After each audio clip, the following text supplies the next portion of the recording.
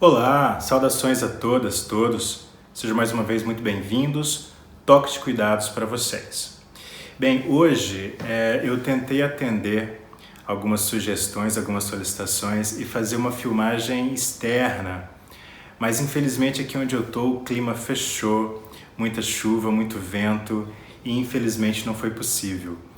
Mas eu queria muito mostrar para vocês onde eu estou, até porque vai se relacionar diretamente com o nosso conteúdo de hoje. Já então, sem guardar muitos segredos, eu estou passando uma temporada na Argentina agora e, como muitos sabem, aqui vivencia uma crise econômica bastante peculiar. E não satisfeito, ainda estou numa província no interior da Argentina. Aqui eu vivenciei algumas injustiças, vi algumas injustiças bem sérias, mas vi também pessoas do bem, dispostas a ajudar, dispostas a cuidar. O que me deixa muito alegre e, na verdade, entendendo que nós, sujeitos humanos, somos, apesar de nossas particularidades, somos tudo muito parecidos e, usando um dito popular, somos todos de um mesmo farinhas de um mesmo saco, não é verdade? Então, hoje o nosso conteúdo é sobre a saúde financeira, o cuidado com a grana, com o dinheiro, com a plata, como dizem aqui os argentinos. E esse tema ele é interessante, oportuno de ser discutido, porque nós normalmente não temos uma boa educação financeira, seja ela nas instituições formais, na escola, em cursos, ou mesmo em âmbito familiar, domiciliar. Eu quis apresentar um pouco do espaço onde eu estou, do lugar que eu estou, não só falando da sua crise econômica, mas para dizer que no Brasil há muita fake news sobre a situação política e econômica daqui, mas há muita verdade também. O fato é que economicamente não estão bem os argentinos. Mas aqui eu estudei, trabalhei, e fruto do meu trabalho, eu ganho metade, um terço do que eu ganhava no Brasil. Por exemplo, uma sessão de acupuntura que eu faço aqui, eu ganho um terço do que eu ganhava no Brasil. Mas esse valor já é suficiente para que eu consiga manter condições, eu não vou dizer muito interessantes, né, mas condições básicas de vida. Dá para pagar meu aluguel, dá para viver bem, né? Eu consigo naturalmente tomar o meu vinho argentino, comer a minha azeitona, o meu queijinho, né? É bem verdade que esses produtos são produtos locais. Se eu quisesse comprar um vinho importado, por exemplo, talvez eu não conseguiria. Mas um vinho argentino que é muito bom é bastante possível, né? Então a relação dessas questões, do que você recebe, com o que você consegue realizar e operar sua vida com esse dinheiro, vai dizer respeito do que eu considero ser bem ou mal sucedido financeiramente. Então o seu sucesso ou o seu fracasso financeiro vai depender um pouco dessas questões. E por que é interessante, por que é pertinente, tão relevante nós discutirmos e levantarmos esse conteúdo aqui, né, num canal que nós nos propomos a falar sobre o cuidado em saúde.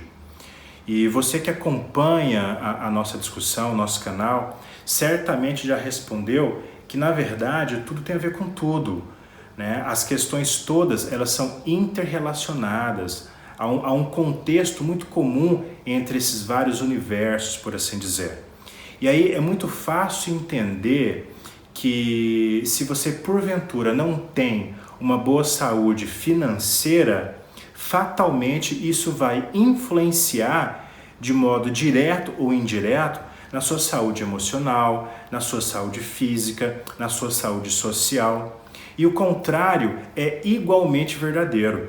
Se você não tem uma boa saúde emocional ou uma boa saúde física, fatalmente você não vai conseguir produzir de modo suficiente para ter uma boa saúde financeira.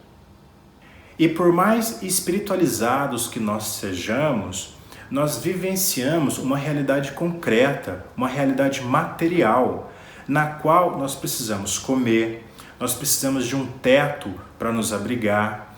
E essas questões todas geram um custo, geram um ônus. E a partir disso, a gente tem que ser igualmente bem-sucedidos nessa realidade concreta para que consigamos avançar em outras realidades mais subjetivas. Mas a minha fala aqui, ela não vai se centrar numa questão contábil, né? Eu não vou parar e pensar num extrato financeiro, por exemplo, do seu banco, mas a ideia é pensar no valor que a gente atribui para essas coisas e como eu consigo operar com esses valores para viver mais e melhor. E aí, nessa realidade, como eu havia dito, a sua realização financeira, o seu sucesso financeiro, bem como eu disse, o seu fracasso, vai depender um pouco das suas metas, dos seus objetivos, dos seus sonhos. A tua casa, ela não é grande ou não é pequena. A sua casa, na verdade, ela vai ser grande ou vai ser pequena se você comparar ela com uma outra casa qualquer, que a partir disso vai se tornar o seu referencial.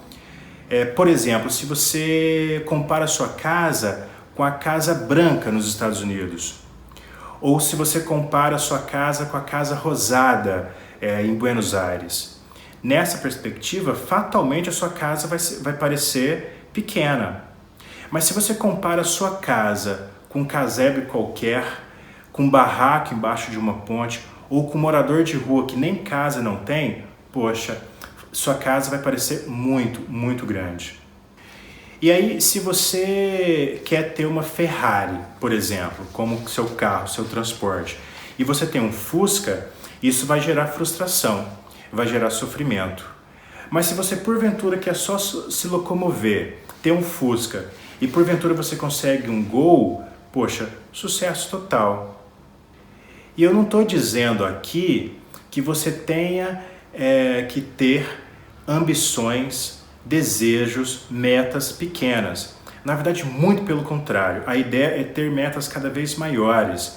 Mas a grande relação é como que eu consigo operar a minha vida para ir crescendo gradativamente esse projeto de vida, essas metas. E a ideia um pouco é como aquela brincadeira, aquele meme que fizeram da Dilma, nossa ex-presidente, né? Então você estabelece as metas e assim que você consegue atingir essas metas, o que você faz? Dobra a meta. Então avança em relação a isso. E a vida é esse movimento, é essa caminhada, sempre para frente, sempre progredindo no que diz respeito aos seus sonhos, aos seus desejos. Mas então, como que a gente intervém, como que a gente opera nisso? E aí eu vou dar algumas dicas aqui. A primeira e a mais importante, eu considero ser uma dica fundamental para qualquer perspectiva, para qualquer atuação que você tenha na sua vida. Inclusive essa, em sua perspectiva financeira, em sua saúde financeira. O primeiro grande passo eu vou chamar de tomada de consciência. É você compreender, entender a sua situação, nesse caso, a sua situação financeira. E aí nós temos várias ferramentas para fazê-lo.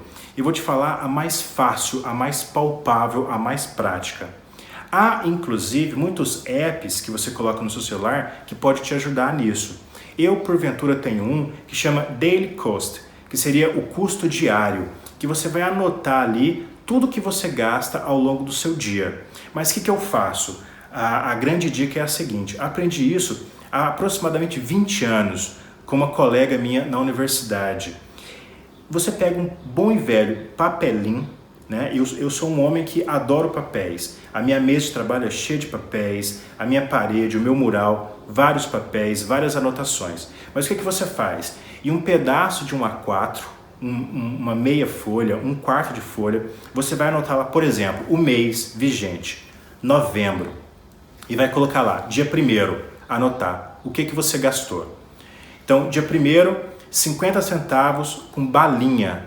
E a ideia é bem isso mesmo, anotar tudo, inclusive as balinhas que você gasta. Dia 2, tinha 50 centavos no bolso, perdi. Anotar tudo. Dia 10, né? 1, 2, 3, 9, 10. Dia 10, prestação da casa.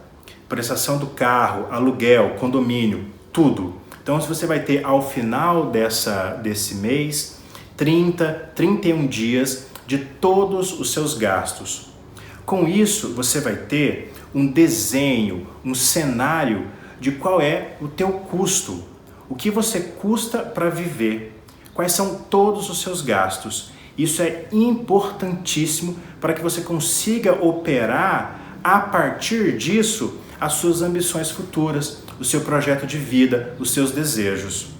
E esse trabalho, na verdade, eu não faço ele de forma tão restrita, não. Eu faço isso umas 2, 3 vezes por ano, por exemplo. Então eu vou eleger 1, 2, 3 meses, ou mais ou menos, por ano, para ter esse desenho, né, de como é que está a minha vida em relação aos meus custos, aos meus gastos.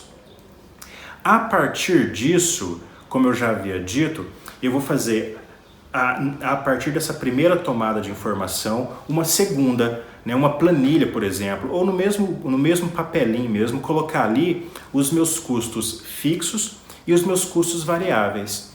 Né? Então eu tenho que ter consciência ali o que eu tenho que pagar, como diz o argentino, ou si. Né? De qualquer modo eu tenho que pagar isso, que é, por exemplo, a fatura do condomínio, o custo do carro, a escola do meu filho, para quem tem filho, o custo da universidade, enfim, esses gastos que são obrigatórios e vai chegar lá o boleto na sua casa para você pagar. Então esses são os seus custos fixos.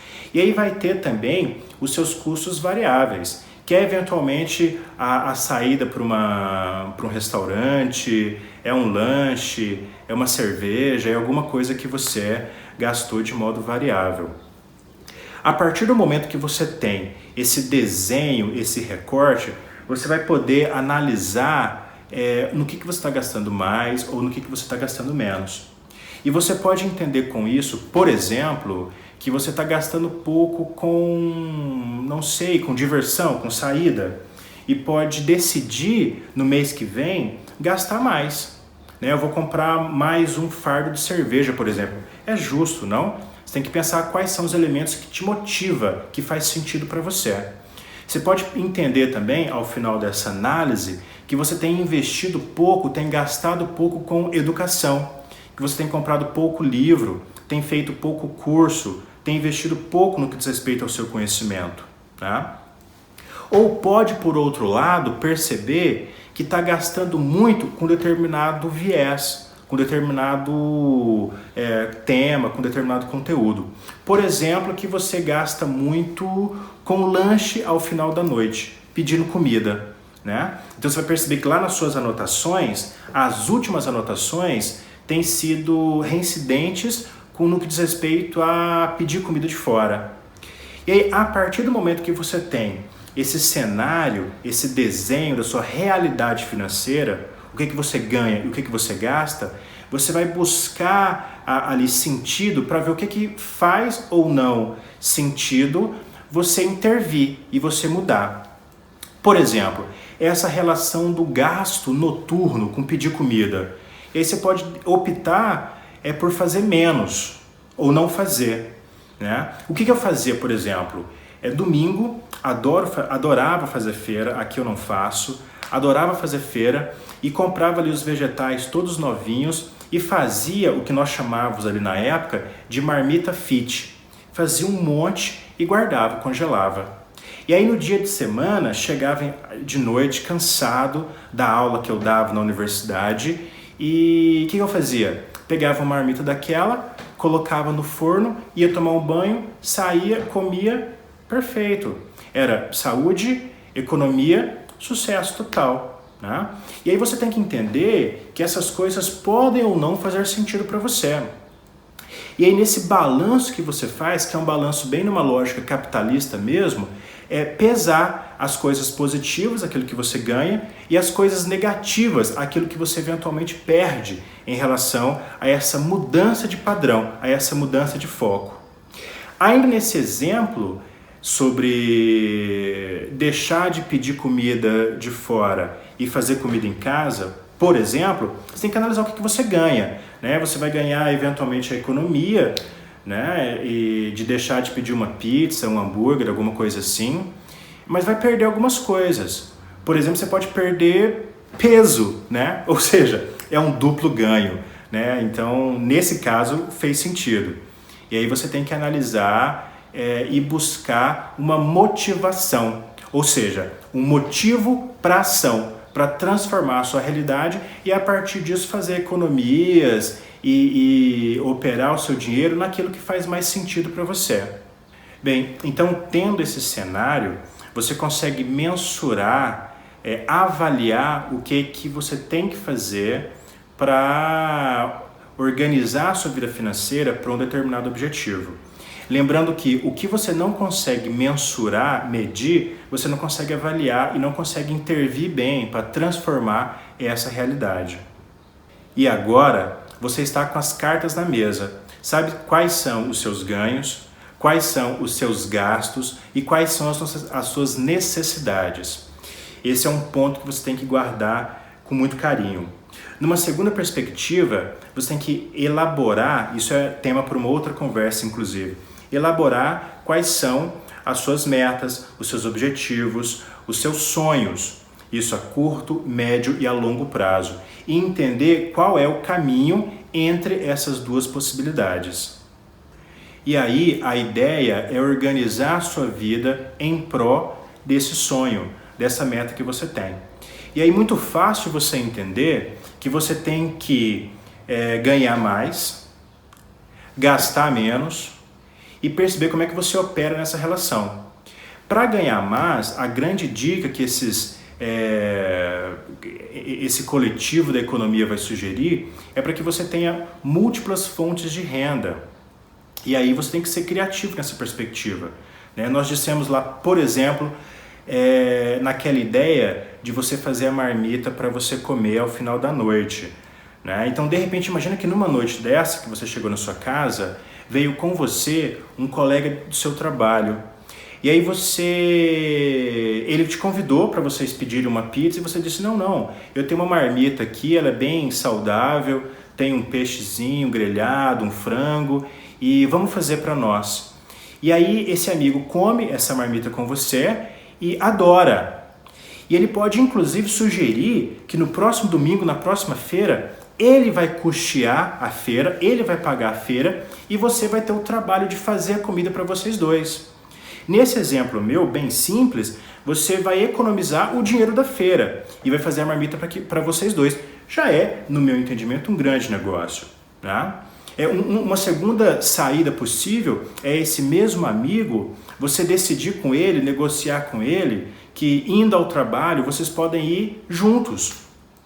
Então veja a economia para a cidade, um carro só, uma gasolina só, a poluição, percebe? Então organizar a vida, operar, para que a gente possa ser mais inteligente e ter grandes sacadas criativas para economizar dinheiro em relação a isso, inclusive.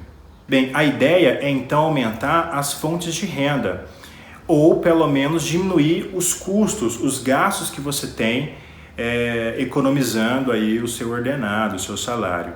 E aí, nessa perspectiva de aumentar a renda e ou diminuir os gastos, uma grande saída também é operar no que diz respeito ao mercado financeiro para que você tenha mais ativos financeiros do que passivos.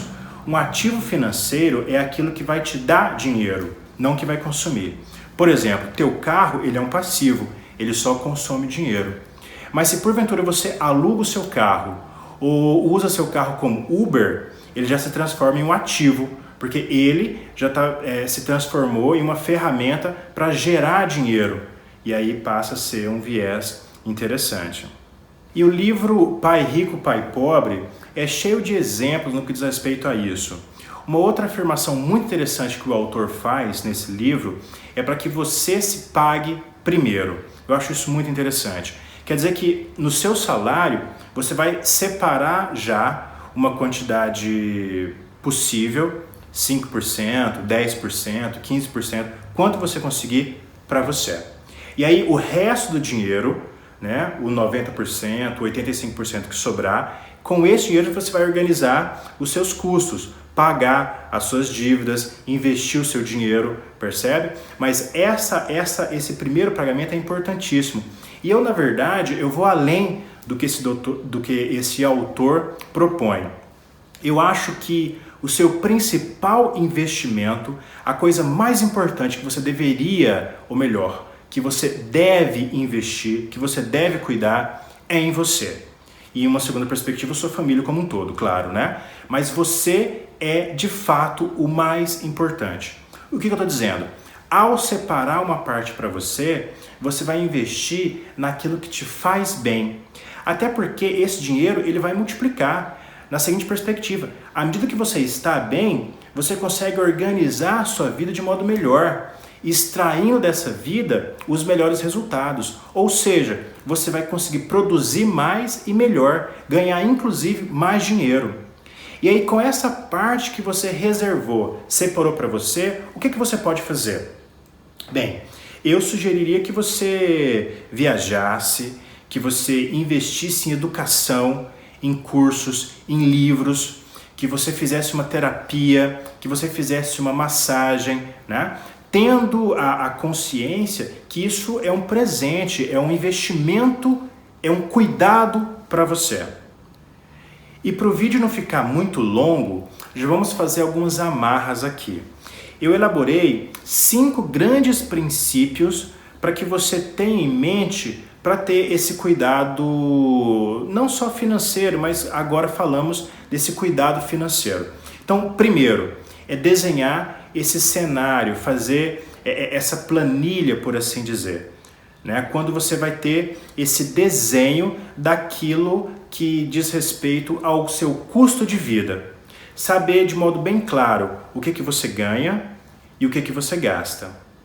E uma segunda perspectiva é entender quais são as suas metas, os seus objetivos, os seus desejos e deixar isso bem claro para entender como é que você pode fazer essa transição, essa caminhada entre essas duas relações. Em uma terceira perspectiva, entender como é que você pode, para fazer essa transição entre a sua realidade, a sua necessidade e os seus desejos, o seu projeto de vida, entender como é que você pode ganhar mais e gastar menos. E aí, nessa perspectiva, você vai entender, enquanto quarta possibilidade, como é que você faz toda essa transição. Saindo então das suas necessidades, projetando o seu empenho para esse projeto de vida, para os seus sonhos. E para isso você vai realocar o seu tempo, o seu trabalho, a sua energia e especialmente o seu dinheiro para atender esse projeto de vida, esse sonho. Enquanto quinto processo, quinto em romano, né? Enquanto quinto processo, você vai fazer uma revisão das suas relações financeiras. É parar e pensar, poxa, como é que está essa minha relação com o meu banco? Qual é o custo que eu tenho com isso? Qual é o custo que eu ando tendo com empréstimo, com cartão de crédito, com cheque? Como é que são os meus investimentos? O que eu faço em renda variável, em renda fixa? Como é que eu guardo dinheiro? Eu guardo dinheiro em casa? Eu guardo dinheiro na poupança? Esses 2 últimos exemplos, inclusive, são os piores possíveis. Mas entender como é que eu me relaciono nessa questão do mercado financeiro. Isso é um universo muito amplo, nós poderíamos ficar horas discutindo isso aqui. Caso vocês tenham desejo, interesse que voltemos a esse assunto, podemos inclusive aprofundar um pouco nessas demandas. Deixe inclusive nos comentários, né, se há esse interesse. Inclusive tem um teórico que trabalha bastante nessa relação de mercado financeiro, um teórico americano cujo nome é Tony Robbins.